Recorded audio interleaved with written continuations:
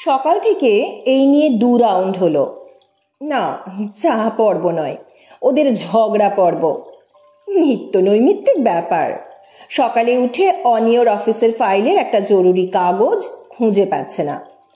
খানিকক্ষণ খোঁজাখুঁজির পরই ওর মেজাজ চড়তে লাগলো। রিনির হাতে তখনও চায়ের কাপ। অনি চেঁচিয়ে উঠল, কোথায় রাখলে কাগজখানা? যেন আকাশ থেকে পড়ল রিনি। আমি কেন রাখতে যাব? তোমার দরকারি কাগজ, দেখো তুমি কোথায় রেখেছ। কাল রাতে আমি একবার চোখ বুলোচ্ছিলাম আর সকালেই উধাও। বারে, আমি কি জানি, টেবিলে দেখো না। এটা কি টেবিল না ডাস্টবিন? কি অবস্থা টেবিলটার? একটু গুছিয়ে রাখতে পারো না? রিনি দুটো ঢোক গিলল। টেবিলটার অবস্থা সত্যি শোচনীয়। কিছুতেই গুছিয়ে রাখতে পারে না ও। 2 মিনিটেই যে কে সেই। তবু মৃদু প্রতিবাদের গলায় বলল রিনি, দুজনের জিনিসই তো থাকে টেবিলে, তুমিও তো একটু গুছোতে পারো, তা নয় শুধু ঘেঁটে রাখবে। অনির এমনিতেই মেজাজ চটকে আছে, তার উপর আবার রিনির এরকম কথা খুব চটে গেল। এক ধাক্কায় টেবিলের সব কাগজপত্র, বই, এমনকি পেপার ওয়েটটাও মাটিতে ফেলে দিল। কোথায় জিনিসটা একটু খুঁজবে তা নয়, ফালতু বকবক করছো। বেশ, থাকলো অমন পড়ে, গজগজ করতে থাকলো রিনি। শেষ পর্যন্ত জিনিসটা উদ্ধার করলো রিনি। মুখে গজগজ করলেও দুজনেই হাত লাগিয়ে কাগজটা খুঁজছিল। হঠাৎ অনির বালিশের তলা থেকে টেনে বার করলো রিনি। এই যে, এটা কি? ওহো, থ্যাঙ্ক গড। গড? আমি রেখেছিলাম না তুমি? কাল রাতে পড়তে পড়তে বালিশের তলায় কে রেখেছিল? রিনি তখন তুবড়ি। অনি কাগজখানা ছো মেরে নিয়ে বলল, একেবারে ভুলে গেছিলাম, সরি, শিগগির 1 কাপ চা। অনি ঠোঁটের ফাঁকে হাসি দেখিয়ে রিনিও হেসে ফেলল। দুজনেই দুজনকে চেনে, যেমন ভুলো মন তেমনই অগোছালো। কিছু হারিয়ে গেলে দুজনেই দুজনের স্বভাব জানে। বিয়ের পরে পরে পুজোর বাজার করতে বেরিয়েছিল একদিন অনি আর রিনি। হঠাৎ মাথায় চাপলো দীঘা গেলে কেমন হয়। হনিমুন তো হয়নি ওদের। ব্যাস, হয়ে গেল পুজোর বাজার করা। সেই এক বস্ত্রে পুজো বাজারের টাকা পুঁজি করে সোজা দীঘা। ফ্ল্যাটে চাবি দিয়ে এসেছো তো? অনি শুধু জিজ্ঞাসা করছিল। হ্যাঁ দিয়েছি, চাবি তো সঙ্গেই। বাস, ঠিক আছে। কিন্তু কাউকে কিছু জানানো হলো না। আরে তাসাপাটি বাজিয়ে কেউ হনিমুন যায় নাকি? খিলখিল করে হেসে রিনি অনিকে সমর্থন জানিয়েছিল। 2-4টে নেহার দরকারি জিনিস কিনে নিয়েছিল পথ থেকে। এই হলো অনিকেত আর রঞ্জনা, ওরফে অনি আর রিনি। ওদের ঠিক সামনের ফ্ল্যাটে থাকেন মালা বৌদি। স্বভাবটা একেবারে উল্টো হলেও মালা বৌদি অনি ও রিনিকে খুব পছন্দ করেন। ছবির মতো গোছানো সংসার মালা বৌদির। একমাত্র ছেলে দেরাদুনে থাকে, হোস্টেলে। স্বামী স্ত্রী দুজনেই খুব টিপটপ, শৌখিন। যেদিন প্রথম রিনিরা মালা বৌদির ফ্ল্যাটে চায়ের নেমন্তন্ন রাখতে গেছিল, সেদিন ফিরে এসে দুজনে একই সঙ্গে একটা কথাই বলেছিল, কি অপূর্ব গোছানো ওদের ফ্ল্যাটটা না। আচ্ছা, আমরা পারি না ওরকম করতে? রিনি ব্যথাহত গলায় বলল, চেষ্টা করলেই পারি। অনির দ্বিধাহীন উত্তর। ওদের ফ্ল্যাট আর আমাদের ফ্ল্যাট তো একই রকমের, একই জায়গা, এমনকি ব্যালকনিটাও সমান মাপের। ঘরে ঢুকলে চোখ জুড়িয়ে যায়, ঠিক যেখানে যেটা থাকা দরকার ঠিক সেখানে সেটা। ফার্নিচারগুলো দেখলে ঝকঝক করছে, যেন ঠিক কালই কিনে আনা। প্রশংসায় উছলে পড়তে পড়তে বলল রিনি। অনির গলায়ও সহজ মুগ্ধতা। যাই বলো, অমন সাজানো গোছানো সুন্দর একটা ঘরে থাকলে মনও ভরে যায়। ওয়েস্ট পেপার বাক্সটা দেখলে একটা মিকি মাউস। শোকেসগুলো এমন সুন্দর করে সাজানো, পুতুলগুলো যেন তাকিয়ে আছে। কথা বলতে বলতেই অনিকে হিটার জ্বালিয়ে চায়ের জল চাপাতে রেখে রিনিও উঠে এলো। চা, চিনি আর চায়ের কাপ গোছগাছ করতে করতে বলল, এত ভালো লাগলো না গো, এত সুন্দর করে সবকিছু গোছানো।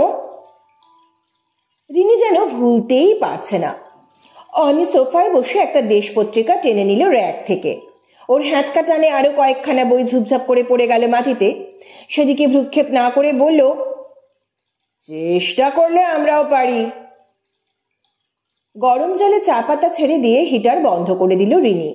মিক্সার থেকে কনডেন্সড মিল্কটা নিয়ে এলো। অনির দিকে তাকিয়ে বলল, আমি একা করলে তো হবে না, তোমাকেও আমার সঙ্গে সাহায্য করতে হবে। শুনলে না মালা বৌদি কি বললেন, ধীমানদা নাকি ওর চাইতেও এক কাঠি বেশি গোছালো। তা হতে পারে রিনি, আমি অবিশ্বাস করছি না। অন্য মানুষকে ভাবে বাসের টিকিটটা ওদের মেঝেতে ফেলেছিলাম পকেট থেকে। ধীমানদা এমন সযত্নে সেটা তুলে বাস্কেটে ফেললেন, আমি তো লজ্জায় মরি। রিনি চা ছাঁকতে ছাঁকতে দুবার চা চলকে পড়ল টেবিলে। দুধ মিশিয়ে অনির দিকে একটা কাপ এগিয়ে দিয়ে নিজে এক কাপ নিল। জিজ্ঞেস করলো, বিস্কুট নেবে? দাও, অন্য মানুষকে সুরে বলল অনি। রিনি ভিতর থেকে ঘুরে এসে বলল, বিস্কুট নেই, ফুরিয়ে গেছে, চানাচুর খাও। তারপর চানাচুর খেতে খেতে দুজনে মিলে মালা বৌদি ও তার গোছানো সংসারের তারিফ করলো কিছুক্ষণ বসে বসে। অনি হঠাৎ উঠে পড়ল, কিছু মনে পড়ে গেল যেন। বলল, আমি চট করে ঘুরে আসছি একটু।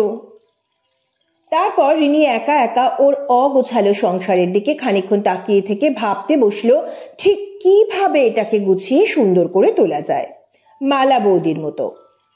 ঠিক করলো কাল থেকেই শুরু করবে। সকাল 8টা থেকে কোমর বেঁধে লেগেছে রিনি ঘর পরিষ্কার করতে। প্রথম ঘরটার ঝুল ঝাড়তে হবে, তারপর পুরনো খবরের কাগজের ডাঁই, তারপর ভাঙা পরিত্যক্ত বাজে জিনিস, তারপর হঠাৎ অনি বিছানা থেকে ডাকলো, এই রিনি, শোনো এদিকে। কেন? আমি ব্যস্ত আছি। আরে শোনোই না। বলো। রিনি অগত্যা এগিয়ে গেল। দেখো তো এই কবিতাটা কেমন হয়েছে। ওমা, কাল লিখলে? সোৎসাহে রিনি হাঁটু মুড়ে বসে পড়ল বিছানায়। তারপরে চেঁচিয়ে উঠল, এখন না অনি, পরে শুনবো, ঘরের কাজে হাত দিয়েছি। রাখো তো, 1 ঘন্টায় তোমার ঘর পালিয়ে যাবে না। আর তুমি যা শুরু করেছো একা শেষ করতে পারবে? আমিও তোমার সঙ্গে হাত লাগাবো। সঙ্গে সঙ্গে রিনি পা ছড়িয়ে বসে পড়ল। তাহলে পড়ো। খানিকক্ষণ কবিতা নিয়ে দুজনে মাতামাতি করে অনি বলল, এই শেষটায় এসে একটা জুৎসই লাইন পাচ্ছি না। লাইনটা 1.5 খানা হবে, প্রথম লাইনের শেষে আর আধখানা লাইনে মিল দেব, বুঝলে? কথা শেষ করে অনি উঠে বসল। উঠে অফিস যেতে হবে। বারে, আমার ঘর গোছানোয় হাত লাগাবে না? এখন সময় কই? তা বললে হবে না, অন্তত ঘরের ঝুলটা ঝেড়ে দাও প্লিজ। ঝুল ঝাড়া নিয়ে খুব তাড়াতাড়ি ঘরের ঝুল তাড়াচ্ছিল অনি, আনাড়ির মতো। রিনি থেবড়ে বসে পুরোনো কাগজ বাছাই করছিল। অনি বলল, এসব রবিবার করতে হয়। কাল কথা হলো না, আজ থেকেই শুরু করতে হবে। তা তো হলো। একটু অন্য মানুষকে হয়েছিল অনি। হঠাৎ ঝুলঝাড়াটা বেমক্কা আলো শেডের ওপর পড়তে শেডটা ভেঙে চুরমার হয়ে গেল। প্রথমটা খুব লজ্জা পেয়ে গেল অনি। তারপরে চেঁচিয়ে উঠল, পেয়ে গেছি রিনি, শেষ লাইনটা। ওহ, শেডটা না ভাঙলে মনেই আসতো না। ছুটে চলে গেল অনি টেবিলের কাছে। খুব রেগে উঠতে যাচ্ছিল রিনি, কবিতার উপর খাপ্পা হয়ে না, লাইটের শেডটা ভেঙে গেল বলে। কিন্তু পরক্ষণেই থমকে গেল, জোরে জোরে নিঃশ্বাস টানলো কয়েকবার, তারপর চেঁচিয়ে উঠল, এই রে, ভাত পুড়ে উঠেছে বোধহয়, বলেই ছুটে গেল রান্নাঘরে। 2 দিন চলে গেল, ঘরের অবস্থা কিছুই বদলাতে পারেনি রিনি। কেউই সময় দিতে পারছে না। ইদানিং রিনির গানের স্কুলের চাপ পড়েছে, রোজই ভাবে কাল থেকে শুরু করবে। আগে যাও বা ছিল, মালা বৌদির ফ্ল্যাটটা দেখে আসার পর থেকে একটা দারুণ হীনমন্যতায় ভুগছিল ও। স্বপ্ন দেখে ঠিক অমন চকচকে মেঝে, ঝকঝকে ফার্নিচার, নিখুঁত সাজানো ম্যাগাজিনের র্যাক, বিছানা টিছানা সব। এর মধ্যে অনি একটা কাণ্ড করে বসলো। রিনির সঙ্গে কথাবার্তা না বলেই মালা বৌদিকে চায়ের নেমন্তন্ন করে এলো।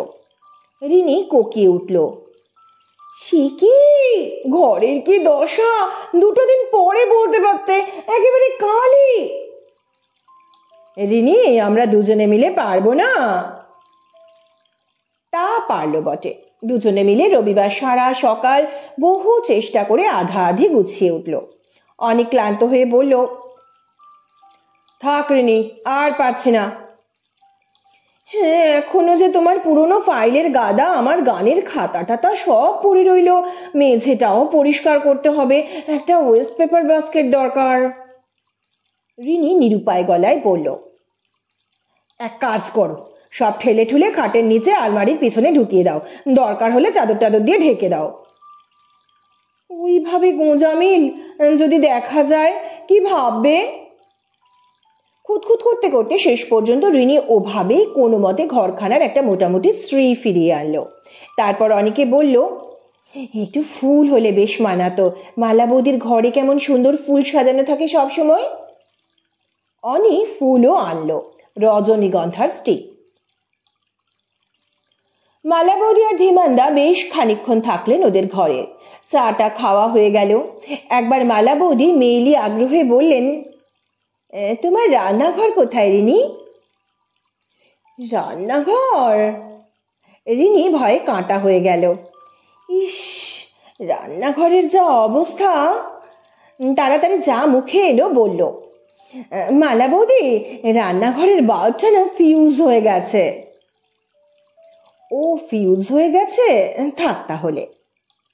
রিনির মুখে অম্লান হাসি।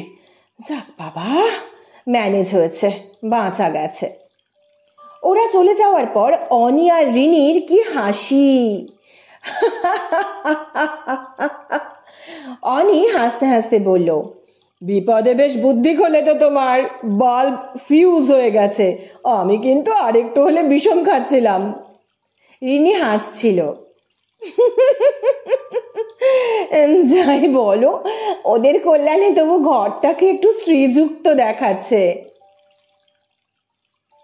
কিন্তু ঝুলি থেকে বেড়াল বেরিয়ে পড়ার মতো পরদিনই আবার যে কে সেই হয়ে গেল। আর পুরোপুরি পুরনো চেহারা ফিরে পেতে 3 দিনও লাগবে না। অনি রিনি দুজনেই কাল গুছিয়ে ফেলবো করতে করতেই যেখানে সেখানে ম্যাগাজিন, অকেজো কাগজ, পুরনো দেশলাই, সিগারেটের খালি প্যাকেট ও অ্যাস্ট্রেতে ছাইয়ের পাহাড় জমতে থাকলো। একদিন সন্ধেবেলা মুখটা দুঃখ দুঃখ করে রিনি বলল, জানো অনি, মালা বৌদির খুব জ্বর, ডাক্তার ধরতে পারছে না ঠিক কি হয়েছে। তাই নাকি? অনি খারাপ লাগা গলায় বলল, হ্যাঁ, মালা বৌদির জন্য একজন আয়া এসেছে, সেই দেখাশোনা করছে। ধীমানদা প্রায় কাছে পিঠেই যান না। বড় লোক মানুষ, আয়া ফায়া রাখাটা কায়দার ব্যাপার। না গো, মালা বৌদি হেসে হেসে আমাকে বললেন, তোমার ধীমানদা অসুখ টসুখের ধারে কাছে থাকতে চান না, রোগী ব্যাপারটা ওর পছন্দ নয় একেবারে। তবে যত্নের কোনো ত্রুটি নেই, ডাক্তার, ওষুধ পথ্যের ব্যাপারে উপরহস্ত। জানো অনি, মালা বৌদির মুখে হাসি থাকলেও চোখ দুটো যেন চিকচিক করছিল। ধীমানদা মালা বৌদির ঘরেও নেই, পাশের ঘরে শোবার ব্যবস্থা করেছেন, ছোঁয়াচের ভয়। নিজের বউয়ের অসুখ, তাও ছোঁয়াচের ভয়? যা। সত্যি বলছি, বিশ্বাস করো, রিনি জোর দিয়ে বলল। তারপর সুর নামিয়ে মৃদু গলায় বলল, অনি, আমার যদি টাইফয়েড হয়, কিংবা চিকেন পক্স, কিংবা তার চেয়েও বেশি কিছু, তুমি আমার কাছে থাকবে? ছি রিনি, ওরকম বলতে নেই। আমাকে যেন ওরকম পরীক্ষায় কখনো বসতে না হয়। তুমি সব সময় ভালো থেকো। যদি পরীক্ষা দিতে হয় তাহলে আমারই যেন অসুখ করে। না, কখনো না। রিনির চোখে জল এসে গেল। অনি ওর বুকে রিনির মাথাটা টেনে নিল। রিনির হঠাৎ মনে পড়ল, ইস, স্টোভের উপর ডাল চাপানো আছে, বেশি জল নেই ডালে, হয়তো পুড়ে উঠতে পারে। তবুও অনি বুকে গাল চেপে রইল। পুড়ুক, একটু পোড়া ডাল খেলে কি হয়। কিছুদিন হলো অনি ওর কবিতার বই প্রকাশের ব্যাপার নিয়ে উঠে পড়ে লেগেছে। রিনিরও গানের স্কুলের ফাংশন, দুজনের এতটুকুও ফুরসত নেই। যখনই একটু অবসর মেলে তখনই দুজনেই দুজনের কাছে নিজেদের জগৎ খুলে বসে। অনি বলে, রিনি, এবার আমার কবিতার বইটা বেরিয়ে যাবে, সম্পাদককে রাজি করিয়ে ফেলেছি, ভাবছি বইটা তোমাকেই উৎসর্গ করব। রিনিও খুশির গলায় বলল, আমি তোমাকে বলেছিলাম না তোমার কবিতার বই নিশ্চয়ই বেরোবে। কি এখন খুশি তো? তবে শোনো, কবিতাগুলো সব দেবার আগে আরেকটু খুঁটিয়ে পড়ে নিও, পরে যেন মন খুঁতখুঁত না করে। ভালো কথা বলেছ রিনি। হাতের কাছে অ্যাস্ট্রে না থাকায় মাটিতেই সিগারেটের ছাই ঝাড়তে ঝাড়তে বলল অনি, দু একটা কবিতা আমি কিছু কিছু বদলাবো ভাবছি। একদিন উচ্ছ্বসিত হয়ে রিনি বলল, জানো অনি, এবার স্কুলের ফাংশন দারুণ হবে। আমার উপর ওদের খুব ভরসা এখন, সবাই আমাকে খাতির করছে, তবে আমার আর একটু প্র্যাকটিস দরকার। পরক্ষণেই উচ্ছ্বাস কমিয়ে লাজুক স্বরে বলল, ফিরতে দেরি হয়ে গেল বলে কিছু আর তেমন রাঁধতে পারিনি আজ, শুধু আলু ভাতে ভাত আর ডিম সেদ্ধ। ঘি আছে অবশ্য। হবে? হবে না মানে? চমৎকার হবে। ওসব নিয়ে তুমি কিছু ভেবো না, এখন বরং প্র্যাকটিসে একটু বেশি মন দাও, আর রান্নাঘরে স্রেফ খিচুড়ির ব্যবস্থা করো।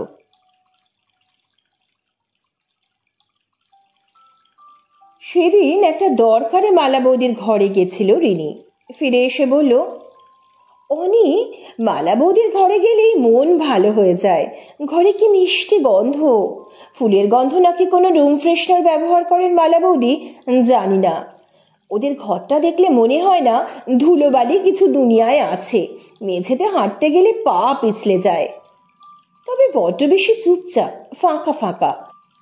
ধীমানদা নাকি অফিসের কাজে বাইরে গেছেন, বৌদি একা একা বসে উল বুনছেন।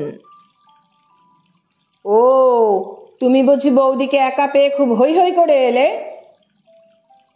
না না, একেবারেই না।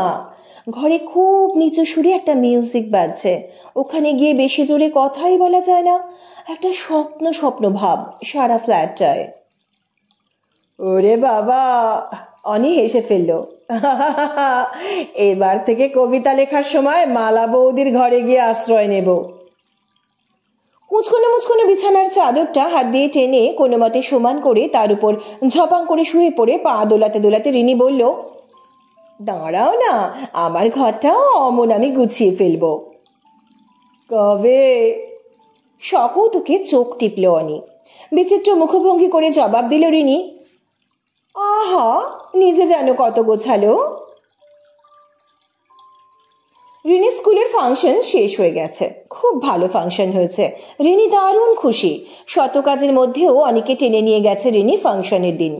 অনিও রিনিকে বাহবা দিয়েছে। সবার প্রশংসায় রিনি আহ্লাদে আটখানা, সব সময় গুনগুন করছে। অনির কবিতার বই এখনো বার হয়নি, কথাবার্তা সব হয়ে গেছে, লেখাগুলো প্রেসেও চলে গেছে, শিগগিরই বার হবে। সকালের দিকে অনি খুব ব্যস্ত হয়ে কি খোঁজাখুঁজি করছিল। হঠাৎ অধৈর্য হয়ে চেঁচিয়ে উঠল, রিনি, আমি কি পাগল হয়ে যাব? আমার নতুন লেখা কবিতা তিনটে কোথায়? আমি তো জানি না, খুব নিরীহ সুরে জবাব দিল রিনি। না জেনে আমাকে উদ্ধার করেছো? কি জানো, কি দেখো তুমি? সংসারের কোন দিকটায় তোমার চোখ পড়ে? অনির আক্রমণটা এক পেশে, একটুও যথাযথ নয়। রিনি সত্যি কবিতা তিনটে চোখেই দেখেনি, খোঁজ জানবে তো দূরের কথা, কিন্তু নিজের ভুলের দায়িত্বটা অন্যের কাঁধে চাপিয়ে দেওয়ার মধ্যে একটা পরিতৃপ্তি আছে। অনির ক্ষেত্রেও ব্যাপারটা তাই হলো। নিজে কোথায় রেখেছে মনে করতে পারলো না বলেই রিনির উপর রাগটা গিয়ে পড়ল। রিনি প্রথমটায় থতমত খেয়ে গেলেও অনির উল্টো পাল্টা কথায় খুব রেগে গেল। দু চার কথায় তুমুল ঝগড়া বেঁধে গেল। কারোরই খেয়াল নেই কে কি বলছে। তোমার লজ্জা হওয়া উচিত। এটা একটা ঘর না ঘোড়া রাস্তা বল? কি অবস্থা! ছি ছি, এখানে থেকে যে আমার অসুখ হয় না সেটা ভগবানের দয়া। অনি চিবিয়ে চিবিয়ে বলল, বেশি ছিছি করো না, অতই যদি হয় তাহলে একটা লোক রেখে পরিষ্কার করালেই পারো। সামনের ঘরে মালা বৌদিকে দেখো গিয়ে, ঘর তো নয় যেন ফ্রেমে বাঁধানো ছবি, দেখেও তো শিখতে পারো, সে তো নিজেই করে সবকিছু, আর লোক রেখে পরিষ্কার করাবো কেন? তুমি যদি না থাকতে তাহলে একটা কথা ছিল। বেশ তো, দুদিন আমি অন্য কোথাও যাই, ঘর গুছিয়ে নাও। আহা, ঘরের বউ, তার কথার কি ছিরি? তা যাও না যেখানে তোমার ইচ্ছে। সেবার বাপের বাড়ি গেলে 7 দিন থাকবো বলে, তো 2 দিন থেকেই চলে এলে কেন? চাবি হারিয়ে গেছে এই মিথ্যে কথা বলে। রিনি এ ধরনের আক্রমণের জন্য প্রস্তুত ছিল না। ঘটনাটা সত্যি। আসলে ও অনিকে ছেড়ে থাকতে পারেনি, তাই আলমারির চাবি হারিয়ে গেছে এরকম একটা অজুহাত দেখিয়ে চলে এসেছিল। আর অনি নিজে এখন এরকম বলছে, তখন রিনি ফিরে আসার সঙ্গে সঙ্গে বলেনি, তুমি এসেছো, আমি বেঁচেছি, মনে হচ্ছিল যেন 1 যুগ তোমার সঙ্গে দেখা হয়নি। 2 রাত ঘুমোয়নি অনি, খায়ও নি ভালো করে। ওর সেই চেহারা দেখে রিনি বলেছিল, আচ্ছা আর যাব না। এখন সেই পুরনো কথা তুলে অনি যে এভাবে ওকে বলতে পারে ভাবতেও পারেনি রিনি। রাগে অভিমানে পাগল হয়ে গেল। ইচ্ছে হলো 2 হাতে আঁচড়ে খামচে অনিকে রক্তাক্ত করে দেয়। অনি তখন হাতের কাছে যা পাচ্ছে ছুঁড়ে ফেলছে, লন্ড ভন্ড করে দিচ্ছে ঘরটা। রিনি প্রবল আক্রোশে চেঁচিয়ে উঠল, তোমার নিজের লজ্জা করে না? সেবার শিলিগুড়িতে তরুণ কবিদের কবি সম্মেলন ছিল, তোমার পাবলিশার বন্ধু অত সাদাসাদি করলো, গেলে না কেন? বউয়ের আঁচল ধরে বসে থাকতে লজ্জা করলো না? এ ঘটনাটাও সত্যি। সেবার শিলিগুড়ি যাবার খুব ইচ্ছে ছিল অনির, এমনকি ওখানে গেলে এর আগেই একটা কবিতার বই ছাপা হয়ে যেত। বই মেলায় হাতে হাতে বিক্রির জন্য পাতলা চটি বই অন্য অনেকেই যেমন করেছিল। কিন্তু রিনিকে 3 দিন একা ছেড়ে যেতে হবে বলে মিথ্যে ভুজুং ভাজুং দিয়ে কাটিয়ে দিয়েছিল সঙ্গীদের অনি। যায়নি। রিনি নিজেও অনেকবার বলেছিল, কিন্তু অনি যায়নি, যেতে পারেনি। রিনিকে রেখে যেতে হবে বলে কলকাতার বাইরে কোনো প্রোগ্রামে যেতে চায় না অনি। সেই দুর্বলতায় এমন খোঁচা দিতে পারে রিনি, অনি স্বপ্নেও ভাবেনি। রাগ মানুষকে নির্দয় নিষ্ঠুর করে তোলে। দুজনেই দুজনকে যা খুশি বলে আক্রমণ করছিল, যার তুনে যা বান আছে দিক বিদিক জ্ঞান শূন্য হয়ে ছুঁড়ছিল। আঘাতের পরিমাণ পরিমাপের মতো মানসিক অবস্থা ছিল না। তছনছ করা ঘরের মধ্যে দাঁড়িয়ে অনি বলল হিস হিস করে, যে মেয়ে নিজের ঘর এমন আস্তাকুর বানিয়ে রেখে আবার ঝগড়া করে, তার মতো নোংরা আর কেউ নেই। ধীমানদার ভাগ্য ভালো, তাই মালা বৌদির মতো বউ পেয়েছে। শেষ কথাটা ইচ্ছে করে বলল অনি, রিনিকে খোঁচা দেওয়ার জন্য। রিনি যে সেটা বুঝলো না তা নয়, তবু খোঁচাটা সহ্য করতে পারল না। বিষাক্ত স্বরে বলল, তুমি একটা নীচ। অনির চোখ জ্বলে উঠল দপ করে। ওর হাতটা উপরে উঠল সপাটে রিনির গালে নেমে আসার জন্য, কিন্তু সেই মুহূর্তে ভীষণভাবে সামলে নিল নিজেকে। রিনির চোখ মুখে নীরব ভাষা এক প্রচন্ড ধাক্কা দিল ওকে। রিনি বলল, কি হলো, থামলে কেন, মারো।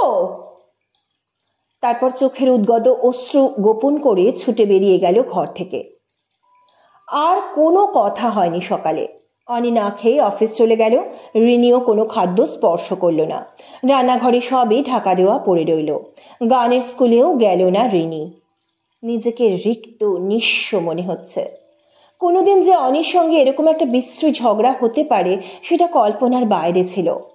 একটা সুটকেসে কিছু শাড়ি ব্লাউজ ভরে নিল রিনি, আর কিছু দরকারি জিনিসপত্র। এরপর তো দুজনে একসঙ্গে থাকার কোনো মানেই হয় না। অনির মনের চেহারার তো প্রকাশই হয়ে পড়ল আজ। মনের মধ্যে কতটা ঘৃণা লুকিয়ে রেখেছে। যাক, ভালোই হয়েছে, প্রকাশ হয়ে গেছে সব। সংসার বড় বিচিত্র, কে যে ভাঙে আর কে যে গড়ে। এই মুহূর্তে কোথায় যাবে ভাবল রিনি। বাপের বাড়ি যাবে ভাবল রিনি। তারপর ভাবলো, না, বাপের বাড়ি যাবে না, দাদা বৌদিরা হাসাহাসি করবে। ট্রেনে করে সোজা বর্দির বাড়ি চলে গেলে কেমন হয়? অথবা দক্ষিণেশ্বরে স্বপ্নার বাড়িও যাওয়া যেতে পারে। কলেজের বন্ধু স্বপ্না খুব গলায় গলায় ভাবছিল। কিংবা একেবারে অজানা কোথাও চলে গেলেও মন্দ হয় না, কোনো আশ্রম টাশ্রম বা কোনো লেডিজ হোস্টেলে। অনি সারা জীবনেও আর খুঁজে পাবে না। বেশ হবে, উচিত শাস্তি হবে। তবে যেখানেই যাক রিনি, এ ঘরে আর একদিনও নয়। অনির কথাগুলো কানে বিঁধছে এখনো, আবার হাতও তুলেছিল। কি আছে আর এই সংসারে? মায়া, মমতা, সাবানের ফেনার মতো তার অস্তিত্ব। এসব ভাবতে ভাবতেই বেলাটায় শেষ হয়ে গেল।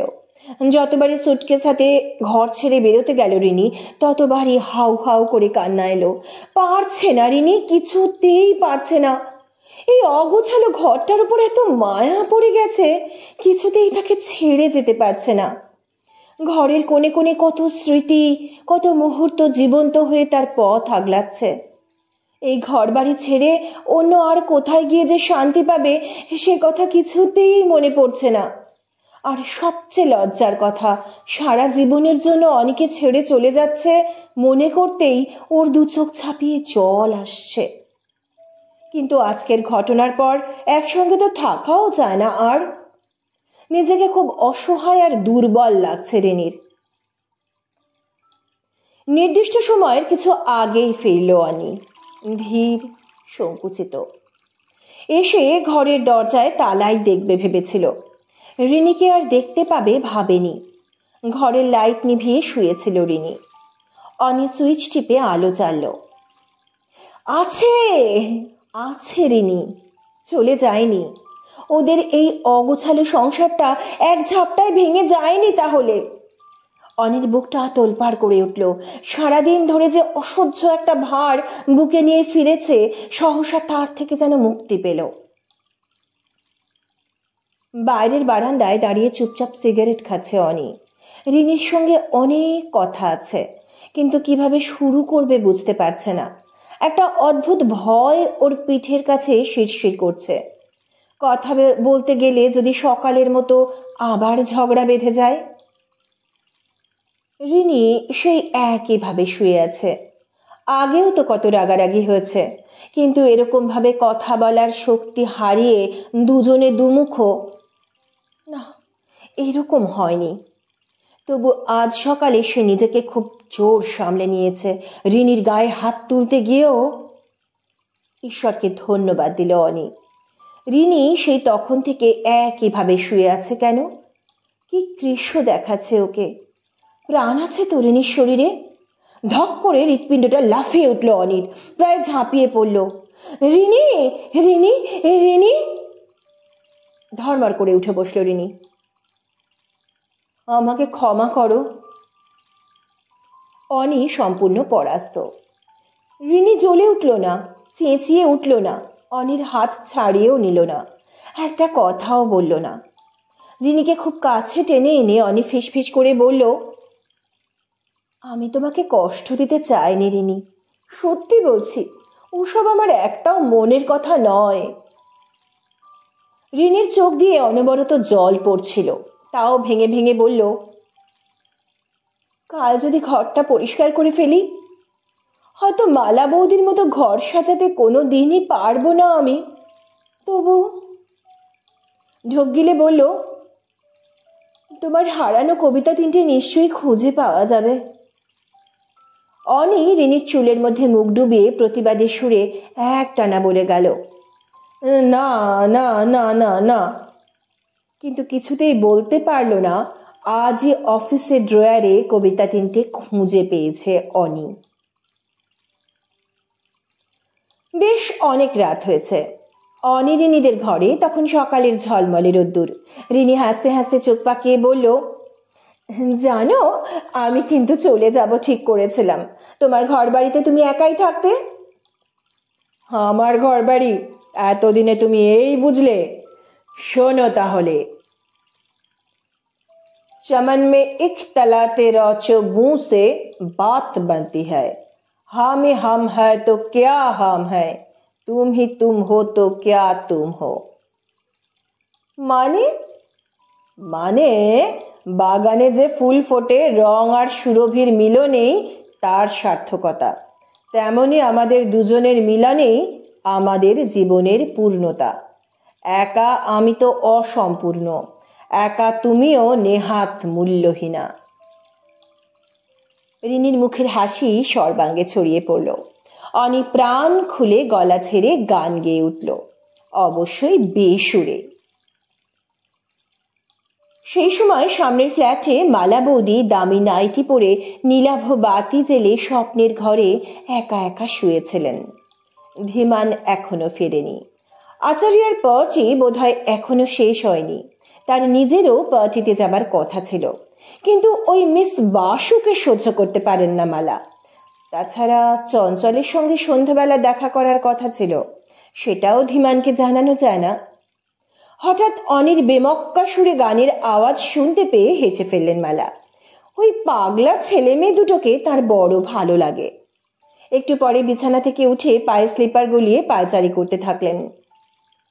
না, ভালো লাগে না, কিছুই ভালো লাগে না। দেরাদুন থেকে কমলকে আনিয়ে কিছুদিন কাছে রাখতে হবে। ধীমান অবশ্য আপত্তি করবে, তার এখন সিঁড়িতে ওঠার ধাপে পা।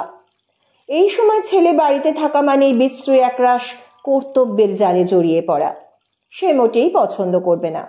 চমৎকার সাজানো গোছানো ঘরখানায় হাঁফ ধরে এলো মালা বৌদির। ঘরের ঠিক মাঝখানে কোমর জড়িয়ে দাঁড়িয়ে অনি আর রিনি গান গাইছিল। গানের তালে তালে দুজনে নাচছিল দুলে দুলে। হঠাৎ অনির পায়ের ধাক্কায় মাটিতে পড়ে থাকা একটা কাপ ছিটকে ঘরের ও প্রান্তে গড়িয়ে গেল। বাসি চা চলকে পড়ে মেঝের খানিকটা জায়গা অপরিষ্কার হয়ে গেল। রিনি নিচু হয়ে পরিষ্কার করতে যাচ্ছিল, অনি টেনে তুলে ধরল ওকে। আজ নয়, কাল থেকে দুজনে মিলে।